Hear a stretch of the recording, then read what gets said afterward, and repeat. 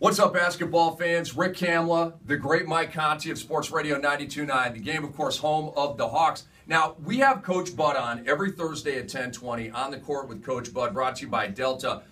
And Bud keeps his poker hand very close to the chest, as you know, Mike. He actually revealed something to us today. He didn't go all the way, but I asked him, in terms of the deployment of the 2 and 3, are you leaning towards Tim Hardaway Jr. at the 2 and Taurean Prince at the 3 in the playoffs with, of course, Thabo and Bazemore coming off behind them? And he said, I like your choice of words, that I'm leaning towards going that way. So he didn't want to come out and make an official statement. But, Mike, it sure sounds like this dynamic lineup that has been so good and was so devastating against Boston in particular with THJ and Prince on the wing that we're going to see a lot more of that in the playoffs. Yeah, and I think that's interesting because Mike Budenholzer is typically very cautious, especially in the postseason with his rotations. He typically goes with just 9-man rotations in the postseason. And the only time he's ever started a rookie in the playoffs, it was all the way back in 2014 with Pero and Teach, and that was an emergency situation. And a disaster! Well, he started a fight in that series at least, so he did one or two cool.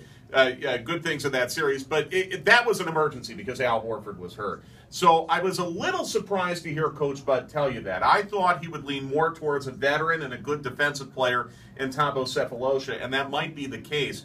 But Bud's got options now, Rick. Not only with Taurean Prince. Do you start Tim Hardaway Jr. at the 2? I think that would be the best offensive look for the Hawks. Then what does Kent Bazemore's role become? And what does Thabo's role become if Taurean Prince is starting? And if you're only going with a 9-man rotation, what's the role for Ersan Ilyasova? What's the role for Mike Dunleavy? 2 players who I think have been spectacular over the last week. Well, and if he goes with a 9-man rotation, one of those guys is going to get iced out a little bit. I tend to think it would be a Mike Dunleavy, who obviously spiked and had a really nice game and sort of a get-back game there at Cleveland. But I am willing, Mike, I think Taurean Prince should start, and I want him to start. I am willing to suffer through some mistakes from Taurean Prince in the playoffs to get him that experience and get him that much further along for next year. I think the concern will be defensively. Where are you at? Because you've got Beal and you've got John Wall and you've got John Michaels back there. Ignore him. But you've got Beal and John Wall. You're going to need a stopper on one of them, right? You've got to be able to get one of them below 20 points per game. And I think that's where Thabo comes in. But I will say Taurean Prince has been respectable on defense, especially over the last couple of weeks. So plenty of options. One last thing for you.